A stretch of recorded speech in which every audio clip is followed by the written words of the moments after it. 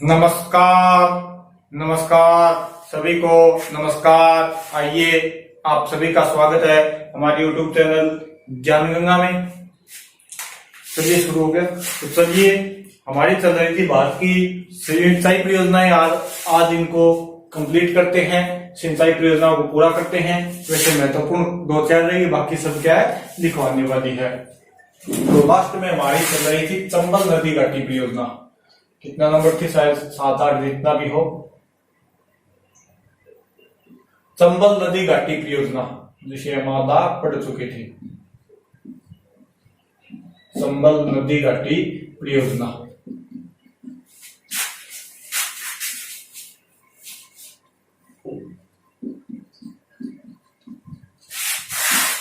इसे हमने स्टार्ट कर लिया था, पहला चरण पढ़ भी लिया था, लेकिन इसको दोबारा कर देते हैं। चलिए, चंबल नदी घाटी परियोजना ये दो किस नदी के ऊपर है ये सभी को पता है, इसी के अंदर दे रखी है। तो नदी होगी इसकी चंबल। ये कभी नहीं पूछेगा चंबल नदी घाटी परियोजना किस नदी पर है, किन किन राज्यों के मध्य है।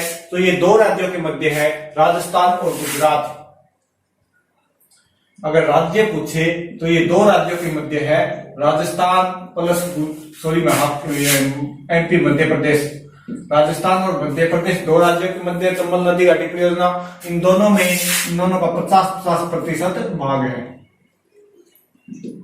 हिस्सेदारी इन दोनों की 50-50%। इसकी शुरुआत हुई थी 1953-54 में। चंबल नदी घाटी की परियोजना की शुरुआत हुई थी 1953-54 में, 53-54 के अंदर, और लगभग 70-72 में जाकर ये पूर्ण हो गई। इसके ऊपर इसे 3 चरणों में बनाया गया। इस नदी के ऊपर 4 बांध है और इसे 3 चरणों में बनाया गया, यानी 3 चरणों में इसे पूरा किया गया। पहला चरण है प्रथम चरण।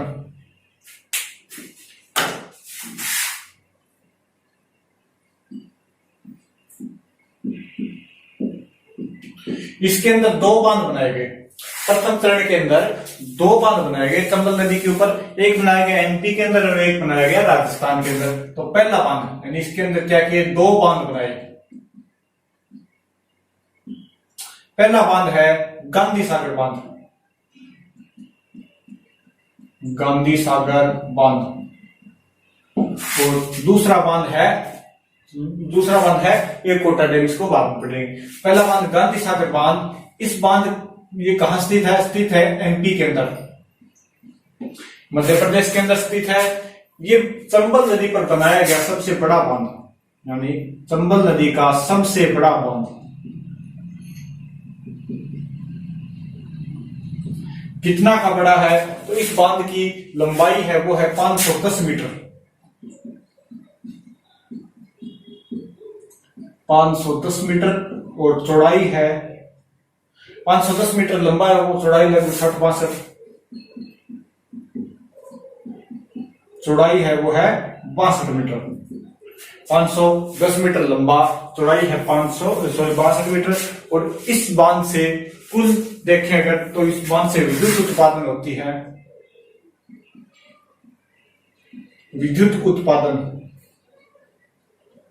इसके ऊपर क्या है, 5 इकाइयां है और प्रत्येक इकाई से 23 मेगावाट विद्युत का उत्पादन होता है। तो यहां पर हो जाएगी 5 गुणा 23।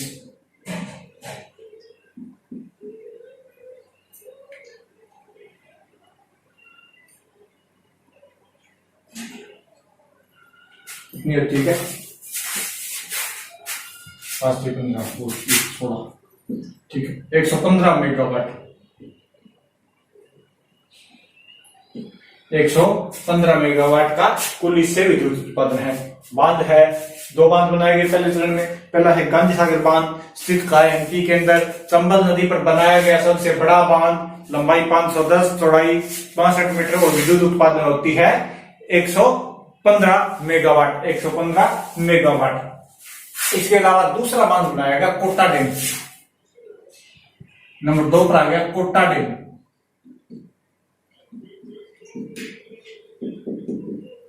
कोटा डैम या कोटा बैराज, इसे कोटा डैम या कोटा बैराज भी बोल सकते हैं। कोटा बैराज ठीक रहेगा उसको, कोटा बैराज। क्योंकि कोटा डैम जवाहर सागर को भी एक उपनाम है कोटा डैम। तो कोटा बैराज ये स्थित कहाँ है? कोटा के अंदर, राजस्थान कोटा के अंदर। इसका उपयोग, इसके जल का उपयोग केवल सिंचाई के लिए किया जाता है, यानी कोटा बैराज के जल का उपयोग विद्युत बनाने के लिए नहीं किया जाता। इसका उपयोग क्या किया जाता है? केवल सिंचाई के लिए, केवल सिंचाई, केवल सिंचाई तो इसका निर्माण किया गया। और राजस्थान का सर्वाधिक सिंचाई क्षेत्रफल वाला, यानी इसी बांध से राजस्थान में सर्वाधिक सिंचाई क्षेत्रफल यही बांध घेरता है, यानी सर्वाधिक सिंचाई क्षेत्रफल वाला बांध राजस्थान का सर्वाधिक सिंचित क्षेत्रफल वाला बांध कौन सा बांध है? कोटा बैराज। राजस्थान का सर्वाधिक अगर सिंचाई क्षेत्रफल देखें तो वो कोटा बैराज से होती। इससे दो साइड नहरें निकल गई, एक है बाई साइड और एक है दाई साइड। अब इधर से नदी आ रही है तो ये हो गई दाई साइड, और दाई साइड सिंचाई होती है एमपी के अंदर और बाई साइड सिंचाई होती है राजस्थान के अंदर। अब देखिए इस बांध के ऊपर 7 लिफ्ट नहरें बनाई गई है। कितनी? 7 लिफ्ट नहरें। इस बांध से 8 लिफ्ट नहरें निकाली गई इस बांध से। और मैं देख लो दोबारा, कोटा बैराज से 8 लिफ्ट नहरें निकाली गई है।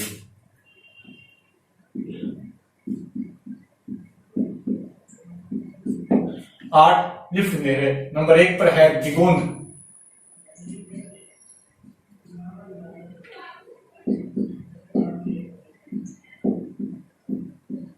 दिगोंद लिफ्ट नहर। ये कहां स्थित है? ये है कोटा के अंदर। दिगोंद लिफ्ट नहर कोटा के अंदर। नंबर 2 पर है पंचेल लिफ्ट नहर, ये स्थित है बारा के अंदर। नंबर 3 पर कचारी लिफ्ट नहर, ये भी कहां स्थित है? बारा के अंदर। दिगोंद, पंचेल, कचारी, फिर आ जाएगा 4 नंबर पर गणेशगंज।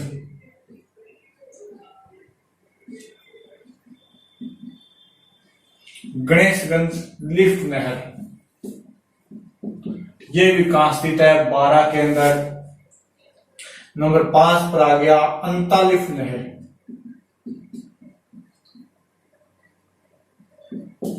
ये भी 12 के अंदर है। नंबर 6 पर आ गया अंता माइनर लिफ्ट नहर, ये भी 12 के अंदर है, यानी लगभग सर्वाधिक 12 के अंदर ही है। नंबर 7 पर आ गया फिर सोरखंड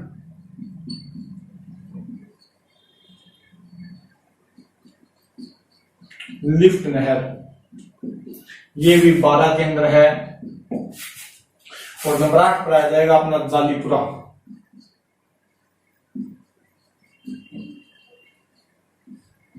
लिफ्ट नहर, ये है कोटा के अंदर। यहां तक अपने कर चुके थे पिछले भाग के अंदर भी। दिगोंद, पंचेल, कचारी, गणेशगंज, अंता, अंता माइनर, सोरखंड और जालीपुरा। ये पहले दिगोंद और जालीपुरा दोनों कहाँ है? कोटा के अंदर। बाकी सभी कहाँ है? ये 7 के 6 बाकी है 12 के अंदर। तो इस बांध से सर्वाधिक सिंचाई यानी सर्वाधिक लाभ, सर्वाधिक लाभ किसी होता है? सर्वाधिक लाभ होता है 12 को, फिर नंबर आता है कोटा का, और उसके बाद नंबर आता है बूंदी का। सर्वाधिक लाभ होता है, सिंचाई होती है 12, फिर कोटा, फिर बूंदी। तो 8 लिफ्ट नहरें हैं, इन्हें अच्छे से देख लेना। इसके बाद पहला चरण पूरा हो गया। अब देखते हैं दूसरा चरण। ये पहला चरण था, इसके अंदर 2 बांध बनाए गए। दूसरे चरण के अंदर 1 बांध बनाया गया राजस्थान के अंदर, रावत भाटा चित्तौड़गढ़ के अंदर। बांध का नाम है राणा प्रताप सागर बांध।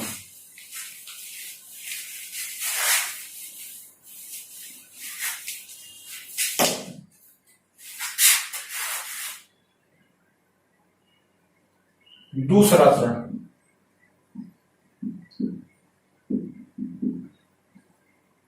इसके अंदर बांध बनाया गया राणा प्रताप सागर बांध।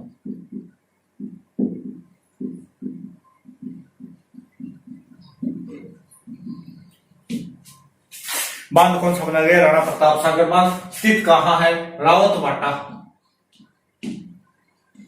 चित्तौड़गढ़ के अंदर। रावतबाटा चित्तौड़गढ़ राजस्थान के अंदर स्थित है, बांध बनाया गया। एक इस बांध की खास बात क्या है? राजस्थान का सर्वाधिक यानी सबसे बड़ा भराव क्षमता वाला बांध, राजस्थान का सर्वाधिक भराव क्षमता वाला बांध, राजस्थान का सर्वाधिक भराव क्षमता वाला बांध।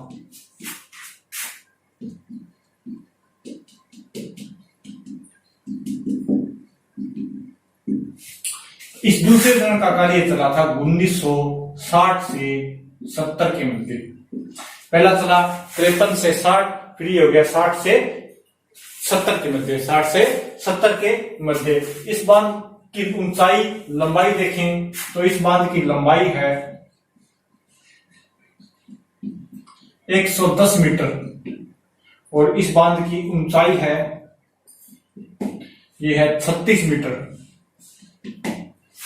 लंबाई 110 मीटर राणा प्रताप सागर बांध, लंबाई 110 मीटर, ऊंचाई है 36 मीटर। इस बांध के ऊपर विद्युत उत्पादन होता है, विद्युत उत्पादन।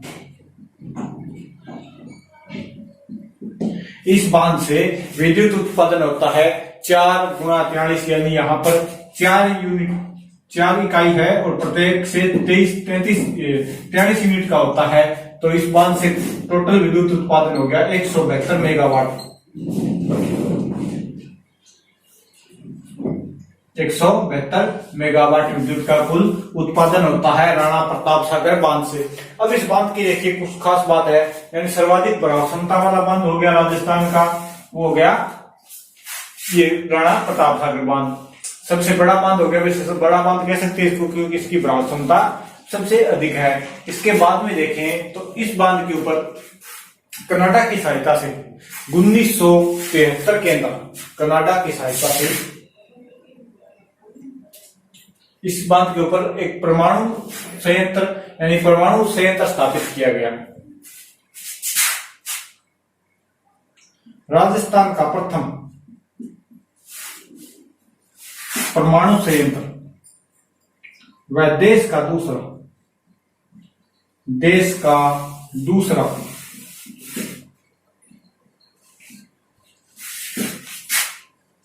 परमाणु संयंत्र 1973 में स्थापित किया गया। 73 में कनाडा की सहायता से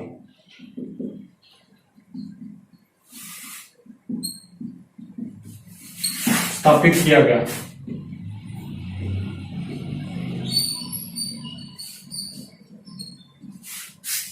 राणा प्रताप सागर बांध के ऊपर देश का तो दूसरा है और राजस्थान का पहला परमाणु संयंत्र स्थापित किया गया।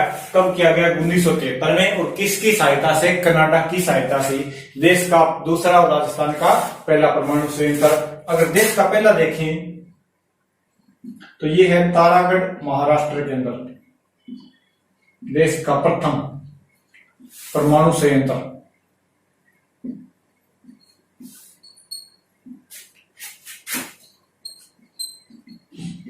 यह है तारागढ़ महाराष्ट्र के अंदर, तारागढ़ महाराष्ट्र के अंदर स्थित है। इस पावर स्टेशन का परमाणु संयंत्र का नाम है राजस्थान एटॉमिक पावर स्टेशन, या इसे बोला जाता है भोपाल विद्युत गृह।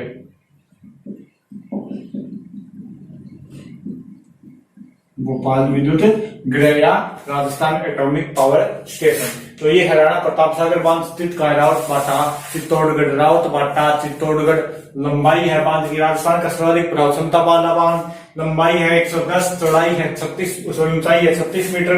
विद्युत उत्पादन होता है 172 मेगावाट का। इसके ऊपर 1973 में कनाडा की सहायता से राजस्थान का प्रथम परमाणु संयंत्र स्थापित किया गया और देश का है दूसरा। वर्तमान में नाम क्या है? राजस्थान एटॉमिक पावर स्टेशन या भोपाल विद्युत गृह। इसके बाद में तीसरा चरण आ गया। ये 70 से 72 के मध्य चला था तीसरा चरण, और इसके अंदर एक बांध का निर्माण हुआ था, जवाहर सागर बांध।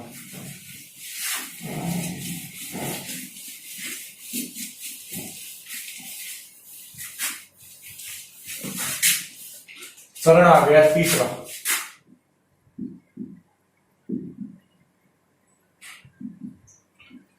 बांध बनाया गया इसके ऊपर,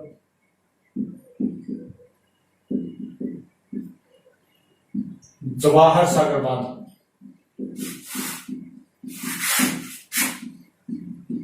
कहां बनाया गया? कोटा के अंदर। जवाहर सागर बांध बनाया गया कोटा के अंदर। इसे बोला जाता है, उपनाम है इसका कोटा डैम, उसे बोला जाता है कोटा बैराज, और इसका उपनाम है कोटा डैम,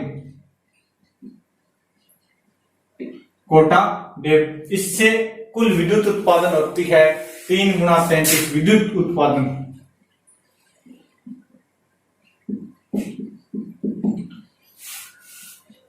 तीन इकाई है और प्रत्येक से 33 यूनिट विद्युत उत्पादन होती है, तो इससे हो गई 3 गुणा 33 यानी 99 मेगावाट विद्युत कुल से उत्पादन होती है। तो ये थी चंबल नदी घाटी परियोजना। चंबल नदी घाटी परियोजना की शुरुआत कब हुई? 1953-54 में। किन किन राज्यों के मध्य? राजस्थान और मध्य प्रदेश के स्थित है, बीच में स्थित है। इसके अंदर 3 चरण थे। पहले चरण के अंदर 2 बांध बनाए गए, ये गांधी सागर और कोटा बैराज, गांधी सागर और कोटा बैराज। दूसरे चरण के अंदर राणा प्रताप सागर, और तीसरे चरण के अंदर जवाहर सागर बांध का निर्माण किया गया। इसके बाद में देखिए परियोजना आती है अपनी 9 नंबर के ऊपर, माही नदी घाटी परियोजना।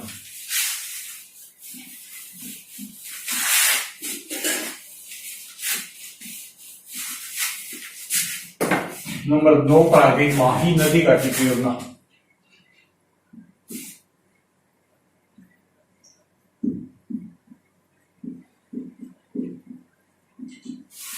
माही नदी घाटी परियोजना। इस परियोजना, ये नदी कौन सी है? ये नदी होगी माही, माही नदी। और अगर राज्य पूछे तो इसके अंदर भी 2 राज्य है, राजस्थान प्लस गुजरात,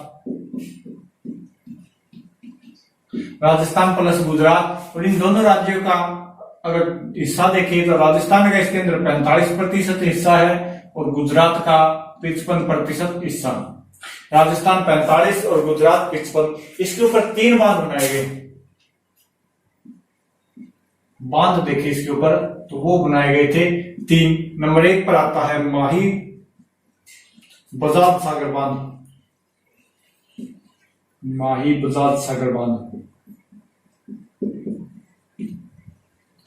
इसका नाम ही कितना लंबा है, तो ये राजस्थान का सबसे लंबा बांध है माही बजाज सागर बांध। कितना लंबा है? ये है इसकी लंबाई 3109 मीटर। भारत का सबसे लंबा बांध हीराकुंड बांध 4801 मीटर, और राजस्थान का सबसे लंबा बांध है 3109 मीटर। राजस्थान का सर्वाधिक लंबा बांध, सबसे लंबा बांध।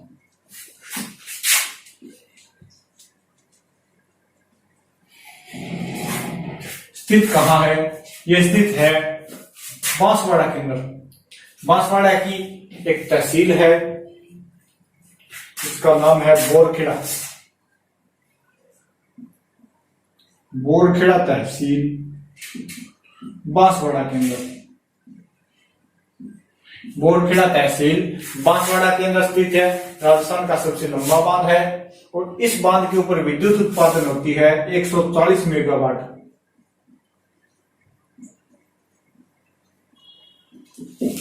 140 मेगावाट, 140 मेगावाट कुल विद्युत उत्पादन होती है 140 मेगावाट। इसे 1983 में राष्ट्र को समर्पित कर दिया गया था। राष्ट्र को समर्पित किया गया 1983 में।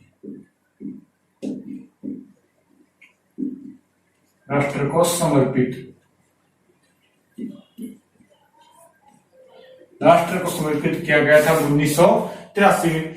इससे जो भी उत्पादन होगा, यानी जितनी भी विद्युत उत्पादन होगी वो 140 मेगावाट होगी, चाहे जितनी भी वर्तमान में, वो सारी की सारी कौन लेगा? राजस्थान। यानी राजस्थान इससे 100% विद्युत उत्पादन देगा।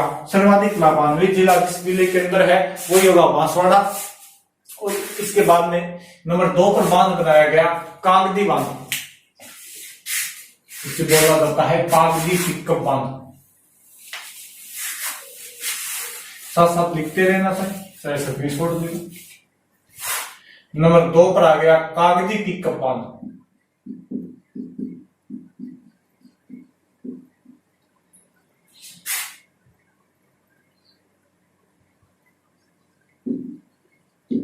कागदी पिकअप बांध ये है कागदी गांव, बांसवाड़ा के अंदर। कागदी गांव बांसवाड़ा के अंदर स्थित है कागदी पिकअप बांध। इससे 2 नहरें निकाली गई।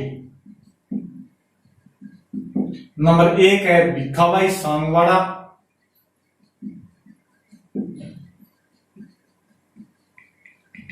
दाई नहर, भिखाबाई सांगवाड़ा दाई नहर। और नंबर 2 पर है आनंदपुरी भुकिया बाई नहर।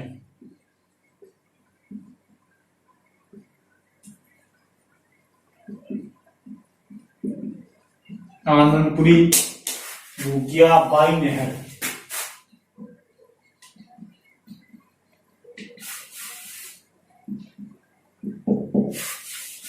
जिससे 2 नहरें निकाली गई। इससे कुछ सिंचाई, सर्वाधिक सिंचाई तो वैसे इससे होती है बांसवाड़ा और डूंगरपुर के अंदर, और कुछ सिंचाई इससे होती है गुजरात के अंदर भी। इसके बाद में नंबर 3 पर आ गया कडाना बांध।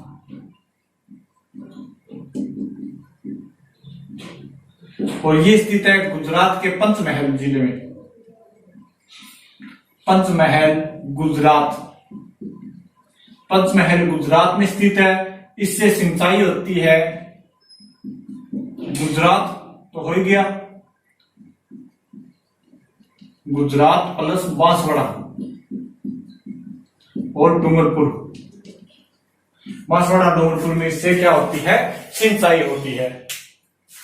ये होगी अपनी माही नदी घाटी परियोजना, जिसका 3 बांध बनाए गए, जिसके ऊपर पहला हो गया माई दुधासागर बांध, राजस्थान का सर्वाधिक लंबा बांध 3109 मीटर। दूसरा कागदी पिकअप, और तीसरा हो गया कडाना बांध। इसके बाद में आती है नंबर 10 पे गंग नहर परियोजना।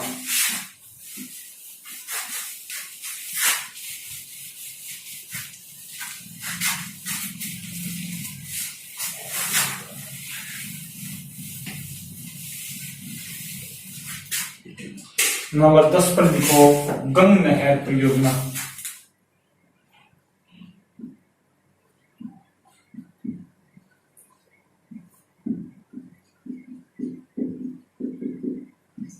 गंग नहर परियोजना, इसका सर्वप्रथम, ये राजस्थान की सर्वप्रथम सिंचाई परियोजना है। इसकी सर्वप्रथम चीज क्या है कि राजस्थान की प्रथम सिंचाई परियोजना कौन सी है? वो है गंग नहर परियोजना। राजस्थान की प्रथम सिंचाई परियोजना गंग नहर परियोजना। इसका सर्वप्रथम विचार आया था, सर्वप्रथम विचार किया था इस बात का 1885 में कर्नल डाइस ने।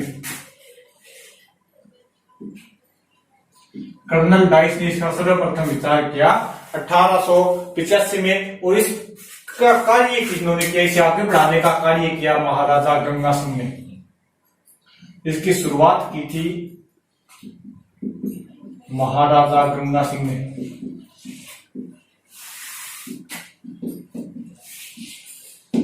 कब की शुरुआत इसकी शुरुआत का एक समझौता हुआ था। इसकी शुरुआत के लिए एक समझौता हुआ था 4 सितंबर 1920 को। 4 सितंबर 1920 को। किसके लिए वो समझौता? ये हुआ सतलज नदी के लिए। सतलज नदी, सतलज नदी के जल को पश्चिमी राजस्थान में लाने के लिए पश्चिमी राजस्थान में लाने के लिए किन किन के मध्य समझौता हुआ? तो एक था पंजाब प्लस बहावलपुर और बीकानेर रियासत प्लस बीकानेर रियासत।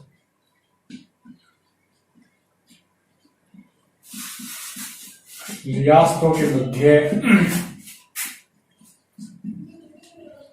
समझौता हुआ और इस समझौते को नाम दिया गया था सतलज नदी घाटी, सतलज नदी घाटी समझौता। सतलज नदी घाटी समझौता कब हुआ? 4 सितंबर 1920 को। 4 सितंबर 1920 को किन किन के मध्य हुआ?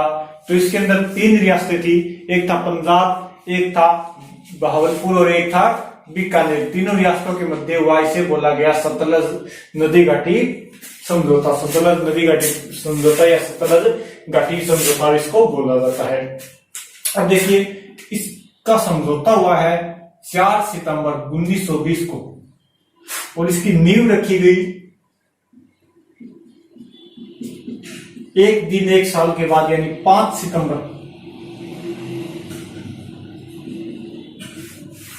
1921 को। इसकी नींव रखी गई 5 सितंबर 1921 को। किन्होंने रखी? नींव रखी थी महाराजा गंगा सिंह ने।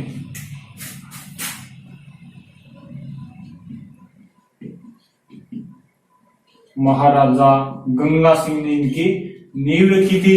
कहां रखी थी? ये रखी थी सतलज नदी के किनारे पंजाब में हुसैनीवाला, पंजाब के हुसैनीवाला में।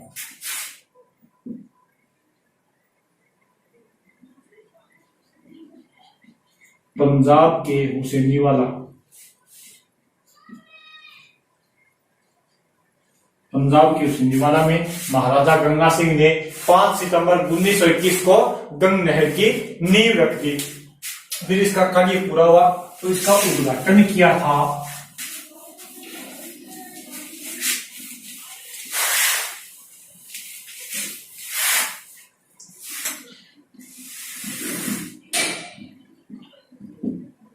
उन्नीस सौ 27 के अंदर। इसका उद्घाटन किया था 26 अक्टूबर 1927 के अंदर। किन्होंने किया इसका उद्घाटन? तो इनके उद्घाटन करता थे उस समय हमारे लॉर्ड इरविन, वाइसरॉय थे लॉर्ड इरविन।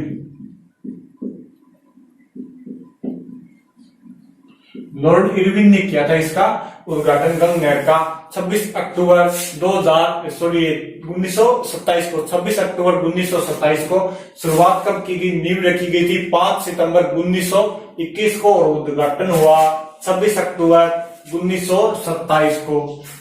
इसकी उद्घाटन करता थे लॉर्ड इरविन। और कहां पर किया इसका उद्घाटन? इसका उद्घाटन किया था शिवपुरी हेड, गंगानगर के अंदर। शिवपुरी हेड, गंगानगर। शिवपुरी हेड, गंगानगर के अंदर इसका उद्घाटन किया। और इसी दिन लॉर्ड इरविन ने रामनगर का नाम बदलकर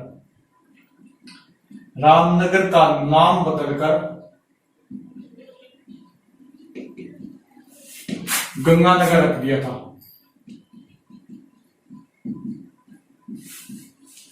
महाराजा गंगा सिंह के नाम पर गंगानगर, रामनगर का नाम बदलकर क्या कर दिया? गंगानगर कर दिया था महाराजा गंगा सिंह के नाम के ऊपर। किन्होंने किया? लॉर्ड इरविन ने। कब किया? 26 अक्टूबर 1927 को। इसी दिन क्या किया? गंगा नहर का उद्घाटन भी किया। यह नहर कहां से कहां तक है इसकी बात करें तो ये हुसैनीवाला से शिवपुरी हेड तक आ गई।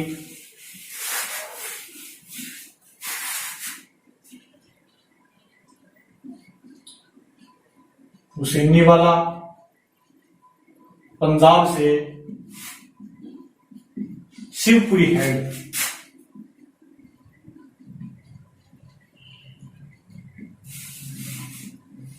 गंगानगर।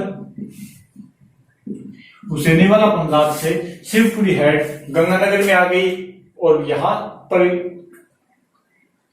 तक निकाली गई थी, जिसका नाम था बीकानेर केनाल। शुरुआत में ये थी हुसैनी वाला पंजाब से शिवपुरी हेड गंगानगर, जिसका नाम क्या था, बीकानेर केनाल। बीकानेर केनाल या बीकानेर नहर। और इस वर्तमान में ये कहां तक है, इसकी लंबाई देखें तो पंजाब में थी इसकी लंबाई 112 किलोमीटर और गंगानगर में इसकी लंबाई थी 17 किलोमीटर, यानी कुल लंबाई होगी इसकी 129 किलोमीटर। और वर्तमान में ये है हुसैनीवाला से हुसैनीवाला पंजाब से इसकी यहाँ समाप्ति स्थल कहां पर इसका, हुसैनीवाला पंजाब से अनूपगढ़ गंगानगर। हुसैनीवाला पंजाब से अनूपगढ़ गंगानगर और इसकी कुल लंबाई है वो है 292 किलोमीटर कुल लंबाई, 292 किलोमीटर। इसके अंदर इससे क्या होता है, सर्वाधिक सिंचाई होती है गंगानगर के अंदर। सर्वाधिक सिंचाई कहां पर होती है इससे, गंगानगर के अंदर। चार इसकी क्या है, शाखाएं हैं, इसकी 4 शाखाएं हैं।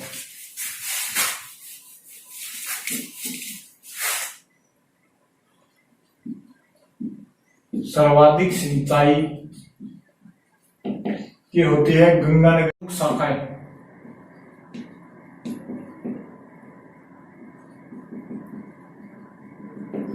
चार प्रमुख शाखाएं हैं। नंबर 1 पर आ गया लक्ष्मी नारायण जी।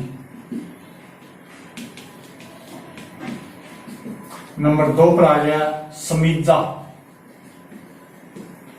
लक्ष्मी नारायण जी शाखा, समीजा शाखा। नंबर 3 पर आ गया करणी जी।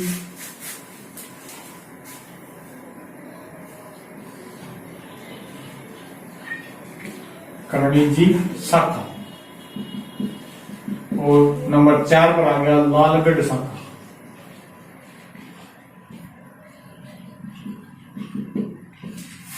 तो ये 4 इनकी प्रमुख शाखाएं हैं। इन चारों की अगर लंबाई देखें तो इन चारों की लंबाई है वो है 1280 किलोमीटर।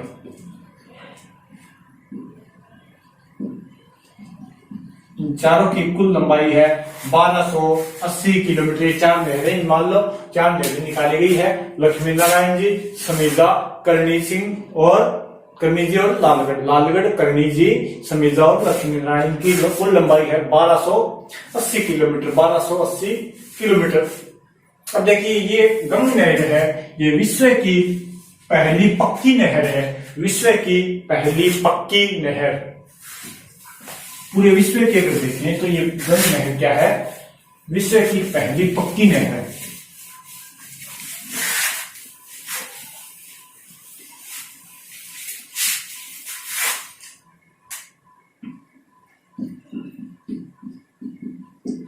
विश्व की पहली पक्की नहर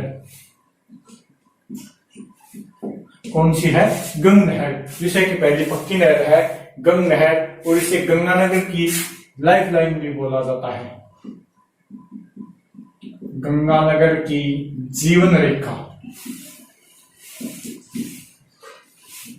ये भी बोला जाता है गंग नहर को। इसके बाद में आता है कि इसका विचार आया था महाराजा गंगा सिंह के।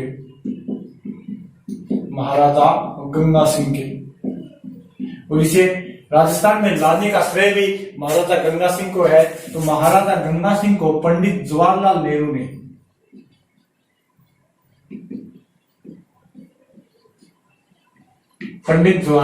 ने महाराजा गंगा सिंह को क्या कहा, आधुनिक भारत का मंदिर, आधुनिक भारत का मंदिर तो स्वदेशी परियोजना को कहा था आधुनिक भारत का भागीरथ।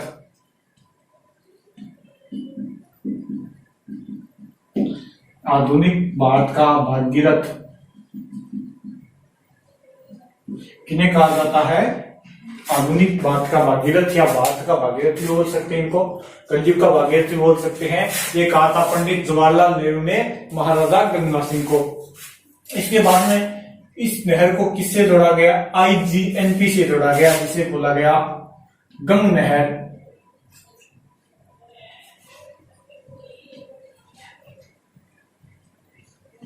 गंग नहर लिंक परियोजना, गंग नहर लिंक परियोजना बोला गया। और इसको इसके मध्य क्या हुआ, कब किया गया ये काम किया गया था? 15 फरवरी 1984 को। 15 फरवरी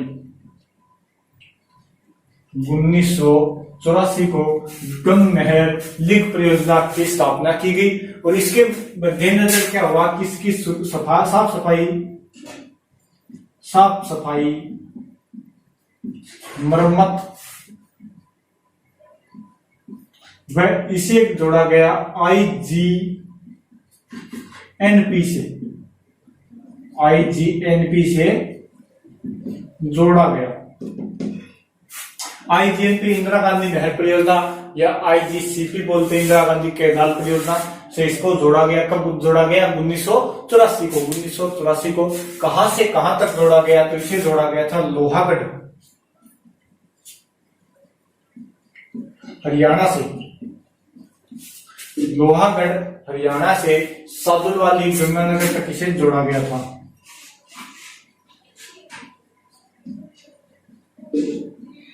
सादुलवाली गंगानगर से तक इसे जोड़ा गया था, जिसकी कुल लंबाई थी 76.14 किलोमीटर। 76.14 किलोमीटर तक इसे जोड़ा गया था। कहां से कहां तक जोड़ा गया? लोहागढ़ हरियाणा से सादुलवाली गंगानगर तक इसे जोड़ा गया था।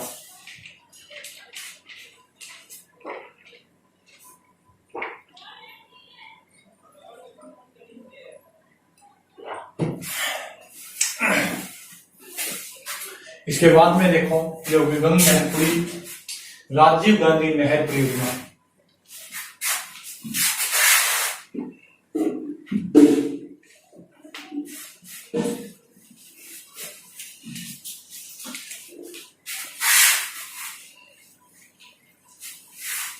इसके बाद में है राजीव गांधी नहर परियोजना।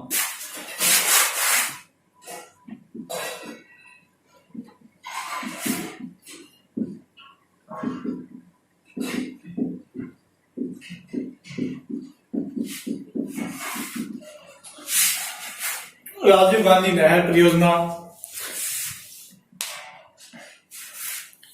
ये किस नदी के जल को लेकर है? तो इसका है सतलज प्लस व्यास नदी है, सतलज प्लस व्यास नदी। सतलज प्लस व्यास नदी के मध्य स्थित राजीव गांधी नहर परियोजना नदी के ऊपर स्थित है। और इसके अंदर राज्य देखें तो 3 राज्य हैं, राजस्थान प्लस हरियाणा प्लस पंजाब। 3 राज्य है, राजस्थान, हरियाणा और पंजाब। इनके मध्य एक समझौता हुआ था 1981 को। 1981 को क्या हुआ था? समझौता। और इसकी नींव रखी गई थी इसकी 5 अक्टूबर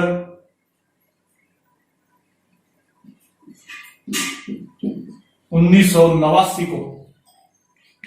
5 अक्टूबर 1989 को हनुमानगढ़ बिरानी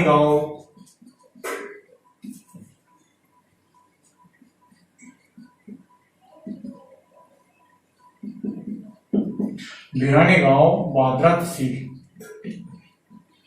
हनुमानगढ़ के अंदर इसकी नींव रखी गई थी। किन्होंने रखी? राजीव गांधी ने।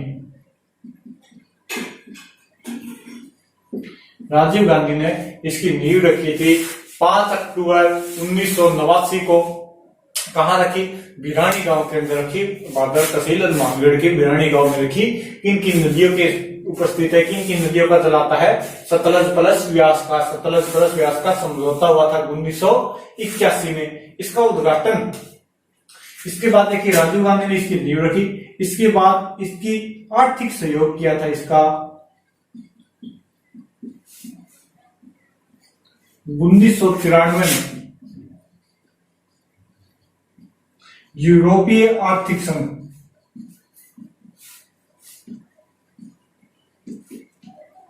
यूरोपीय आर्थिक संघ के द्वारा इसका आर्थिक सहयोग किया था 1993 में, और इसका उद्घाटन किया गया 12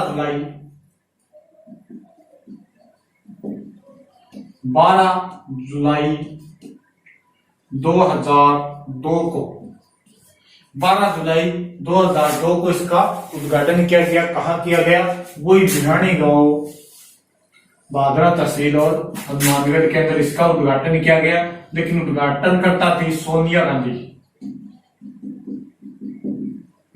उद्घाटनकर्ता कौन थी? सोनिया गांधी।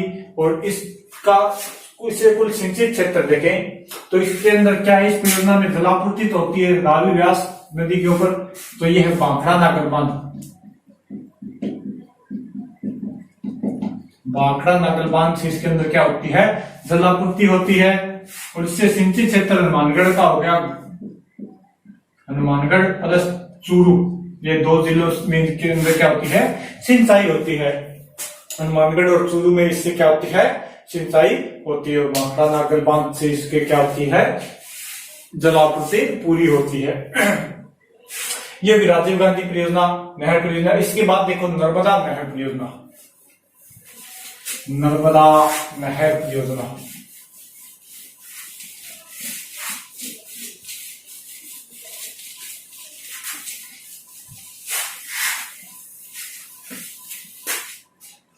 नर्मदा नहर परियोजना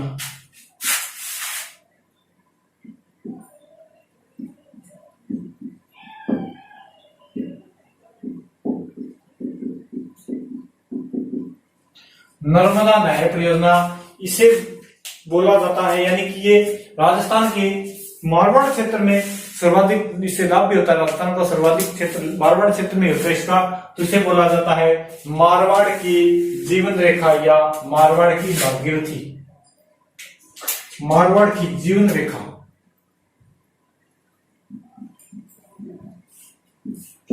मारवाड़ की जीवन रेखा या मारवाड़ की भागीरथी।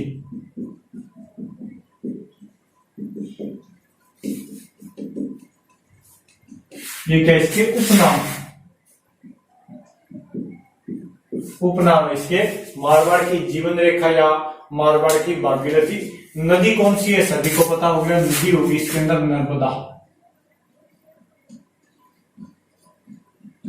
नदी है नर्मदा। और इसके अंदर राज्य कौन कौन से आएंगे? तो इस परियोजना के अंदर नर्मदा नदी के ऊपर ये बांध बनाया गया है। गुजरात के अंदर सरदार सरोवर बांध है। सरदार सरोवर,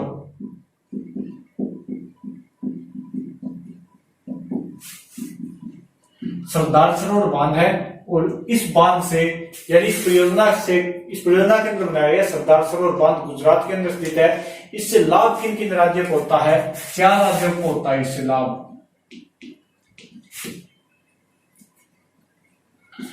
होता है। Rajasthan plus Gujarat plus MP और महाराष्ट्र, मध्य प्रदेश और महाराष्ट्र, गुजरात, राजस्थान, इन 4 राज्यों को क्या होता है? इस परियोजना से लाभ मिलता है। अब देखिए इस परियोजना यानी 4 राज्य होगी इसके अंदर। इस परियोजना में राजस्थान के अंदर ये प्रवेश करती है, नहर बनाई गई है राजस्थान में प्रवेश। सिल्लू गांव जालौर,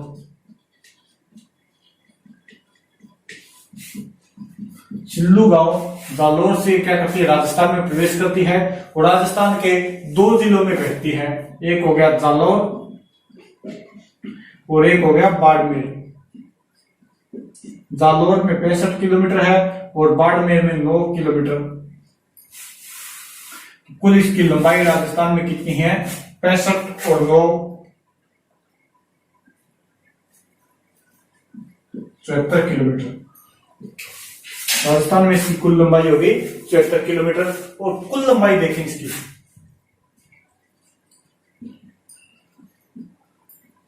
इस नहर की कुल लंबाई देखें तो इसकी कुल लंबाई है वो है 532 किलोमीटर, जिसमें से राजस्थान में हो गई 74 किलोमीटर और गुजरात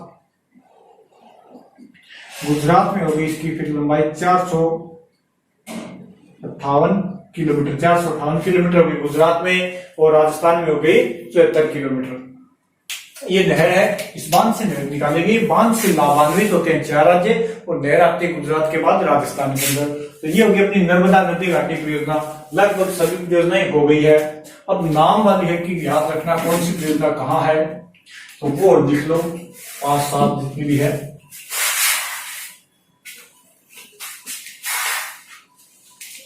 महत्वपूर्ण सभी बात लिखा दी। अब तो याद रखना है इनको कि कौन सी परियोजना किस राज्य के अंदर है। तो एक परियोजना आती है आपकी रिहंद परियोजना।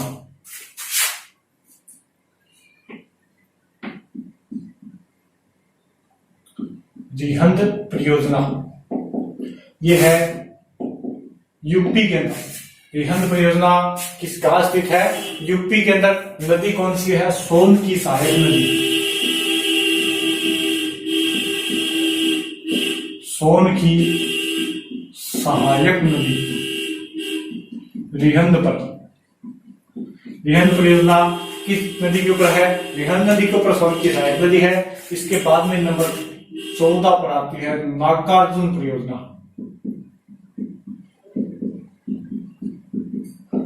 नागार्जुन परियोजना ये परियोजना है आंध्र प्रदेश में कृष्णा नदी पर।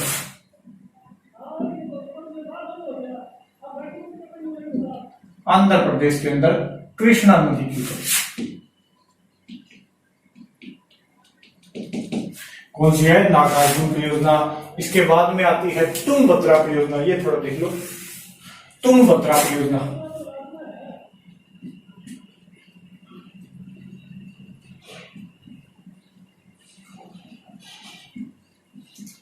ये स्थित है आंध्र प्रदेश और कर्नाटक की सीमा पर। Andhra Pradesh plus Karnataka. Andhra Pradesh plus Karnataka. Andhra Pradesh plus Karnataka की सीमा पर है। नदी हो गई तुंगभद्रा। नदी होगी इसके अंदर तुंगभद्रा। इसकी खास बात क्या है? ये भी वैसे देखें तो क्या है? तुंगभद्रा नदी कृष्णा नदी की सहायक नदी है। कृष्णा की सहायक नदी। इस परियोजना की खास बात है कि दक्षिण भारत की सबसे बड़ी परियोजना। दक्षिणी भारत की सबसे बड़ी परियोजना। सबसे बड़ी परियोजना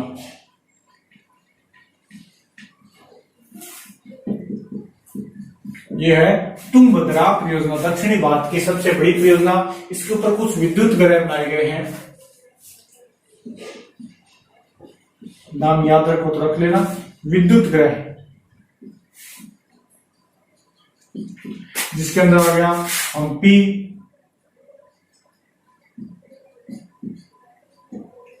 होस्पेट और मुनीराबाद।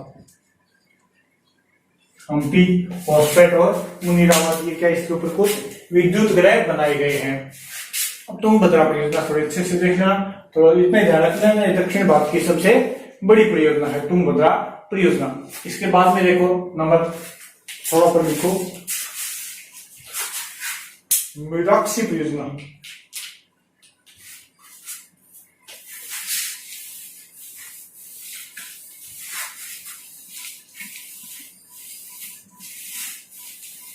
मयूराक्षी परियोजना नदी है मयूराक्षी। मयूराक्षी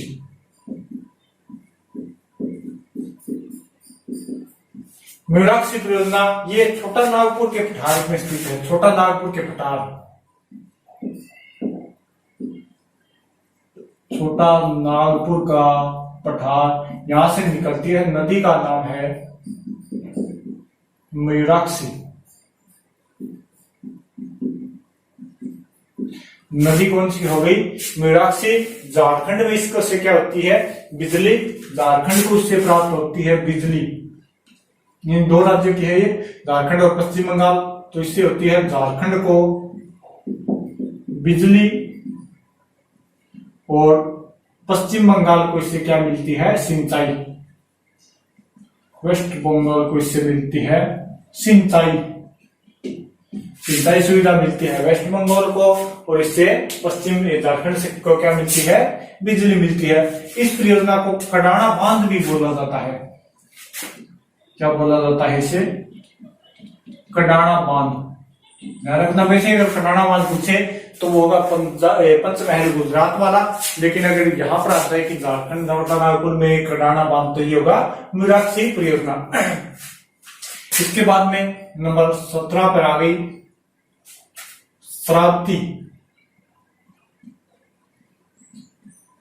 शरावती परियोजना। ये है कर्नाटक के अंदर शरावती नदी के ऊपर, कर्नाटक के अंदर शरावती नदी। इसी नदी के ऊपर भारत का सबसे ऊंचा वाटरफ्लो, भारत का सबसे ऊंचा जलप्रपात यानी झरना है, जिसकी ऊंचाई है, जिसका नाम है जोग।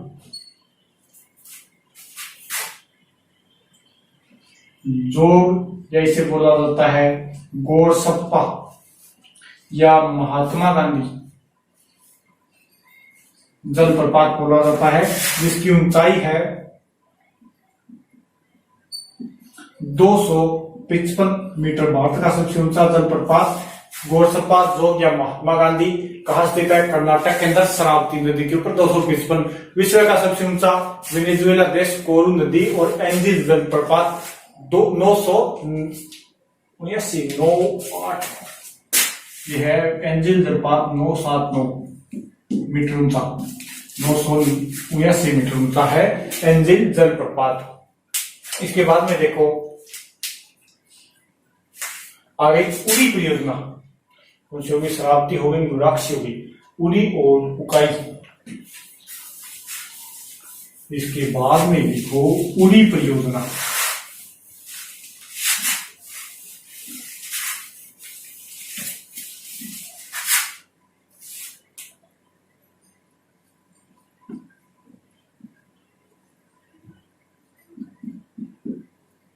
उड़ी टू परियोजना बोला जाता है इसको। स्थित कौन सी नदी के ऊपर स्थित है? ये है झेलम नदी, और झेलम नदी के ऊपर है तो स्थित होगी जम्मू कश्मीर के अंदर, स्थित है जम्मू कश्मीर के अंदर। झेलम नदी जम्मू कश्मीर के बारामूला, जम्मू कश्मीर के बारामूला में स्थित है। उड़ी टू परियोजना नदी है झेलम, स्थित है जम्मू कश्मीर के बारामूला के अंदर। राष्ट्रीय जल विद्युत निगम, राष्ट्रीय जल विद्युत निगम के 240 मेगावाट क्षमता वाले उड़ी टू पावर स्टेशन को, उड़ी टू पावर स्टेशन को जुलाई 2014 में क्या कर दिया गया था? राष्ट्र को समर्पित, यानी इसकी विद्युत क्षमता है 240 मेगावाट और कब कर दिया गया? राष्ट्र को समर्पित जुलाई 2014 के अंदर। इसके बाद में देखो नाथपा झांकरी 19 नंबर पे आ गया।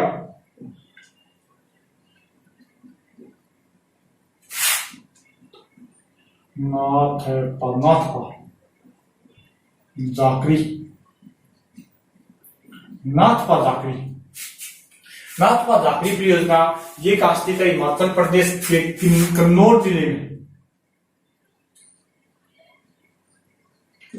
हिमाचल प्रदेश के कन्नौज जिले में।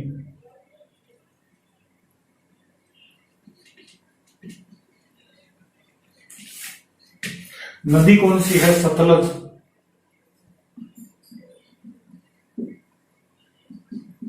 नदी है सतलज, स्थित कहाँ है? हिमाचल प्रदेश के कन्नौज जिले में।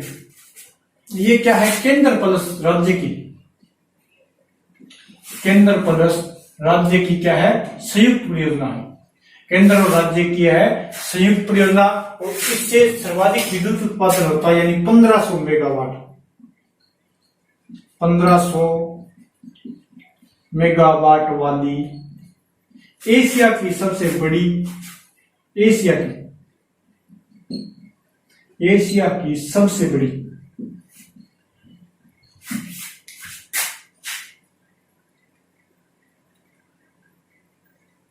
एशिया की सबसे बड़ी जल विद्युत परियोजना,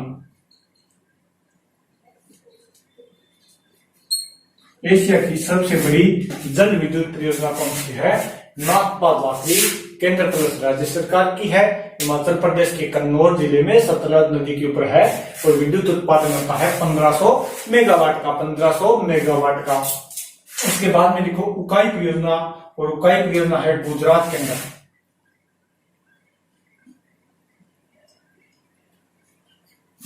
उकाई परियोजना ये कहां स्थित है? गुजरात के अंदर। उकाई परियोजना गुजरात के अंदर स्थित है। इसका निर्माण केवल सिंचाई हेतु,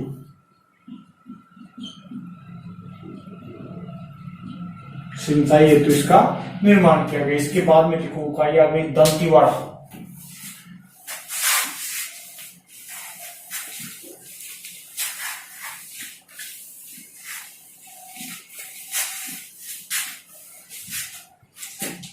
इसके बाद में देखो दंतीवाड़ा कितनी हुई, कितनी होगी?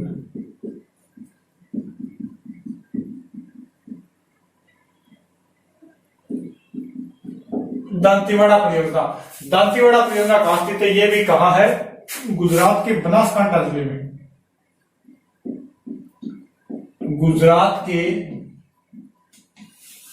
बनासकांठा जिले में, गुजरात का जिला है बनासकांठा, जहां पर कौन सी परियोजना है? दंतीवाड़ा परियोजना। नदी है व्यास, इसके अंदर नदी आती है व्यास, बनास नदी आती है, बनास नदी। और ये राजस्थान वाली बनास नदी नहीं, ये गुजरात की क्या है? बनास नदी, यानी अलग नाम है इसका। राजस्थान वाली अलग है और ये अलग है। इससे विद्युत उत्पादन होता है 1000 मेगावाट का विद्युत उत्पादन, 1000 मेगावाट। 1000 मेगावाट का इससे क्या होता है? विद्युत उत्पादन होता है। कितनी हुई? बस अब तो थोड़ी सी 10-20 मिनट का काम मुझे करते हैं। इसके बाद में लिखो दंतीवाड़ा हुई, और दंतीवाड़ा के बाद में लिखो कोयना परियोजना, महाराष्ट्र में। कोयना महाराष्ट्र, कोयना परियोजना ये है महाराष्ट्र में, कोयना नदी के ऊपर। महाराष्ट्र में कोयना नदी, और इससे क्या होती है? बिजली की पूर्ति होती है।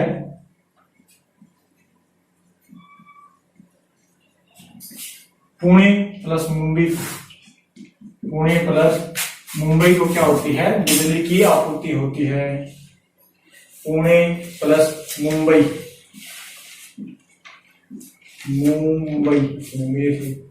पुणे प्लस मुंबई को इससे क्या होती है? बिजली की आपूर्ति होती है।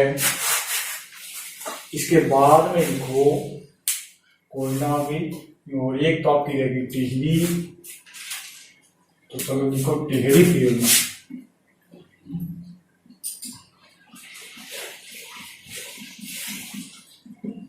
टिहरी परियोजना ये कहां स्थित है?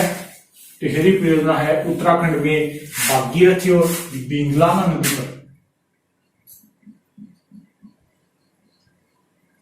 उत्तराखंड में भागीरथी प्लस बिंगलाना नदी, उत्तराखंड में है भागीरथी प्लस बिंगलाना नदी के ऊपर। इसी टिहरी परियोजना के ऊपर बनाया गया है भारत का सबसे ऊंचा बांध, सबसे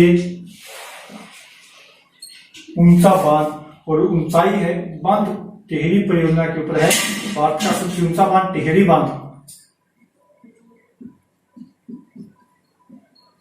और इसकी ऊंचाई है 261 मीटर। और दूसरा सबसे ऊंचा बांध होता है भांखड़ा नागा बांध, जिसकी ऊंचाई है 226 मीटर। राजस्थान का सबसे ऊंचा बांध देखे तो वो है जाखम बांध। राजस्थान का सबसे ऊंचा बांध जाखम बांध जाखम नदी के ऊपर स्थित है। भारत का सबसे ऊंचा टिहरी बांध 261 मीटर। इसके बाद में लिखो नंबर 24 पर बगलिहार परियोजना। बगलिहार परियोजना ये स्थित है चिनाब नदी के ऊपर जम्मू कश्मीर में। जम्मू कश्मीर के ऊपर चिनाब नदी, जम्मू कश्मीर में चिनाब नदी के ऊपर स्थित है बगलिहार परियोजना। बगलिहार परियोजना जम्मू कश्मीर में किस नदी के ऊपर है? चिनाब नदी के ऊपर स्थित है। इससे कुल विद्युत उत्पादन होता है 450 मेगावाट। विद्युत उत्पादन 450 मेगावाट। 450 मेगावाट का इससे क्या होता है? विद्युत उत्पादन होता है। अब देखिए इस बगलिहार परियोजना में एक बांध बनाया गया है, और पाकिस्तान क्या करता है? इस बांध का विरोध करता है। पाकिस्तान क्या करता है? इसका विरोध करता है। पाकिस्तान इस परियोजना का विरोध करता है, और वो कहता है कि 1960 में हुए सिंधु जल समझौते का भारत क्या कर रहा है? उल्लंघन। 1960 में सिंधु जल समझौते का क्या कर रहा है? उल्लंघन। सिंधु जल समझौते का उल्लंघन कौन कर रहा है? भारत कर रहा है। इसके ऊपर यूएनए में गया, यूएनए का फैसला भी आया था, वो क्या आया था? भारत के सपोर्ट में आया था। इसके बाद में नंबर 25 पर देखो परियोजना है किशन गंगा परियोजना।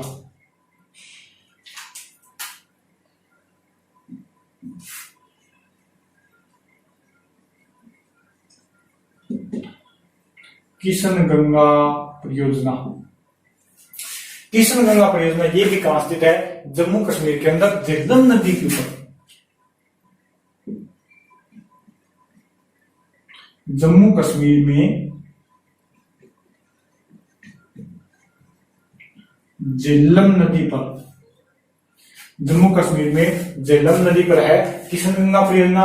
इससे विद्युत उत्पादन होता है 330 मेगावाट।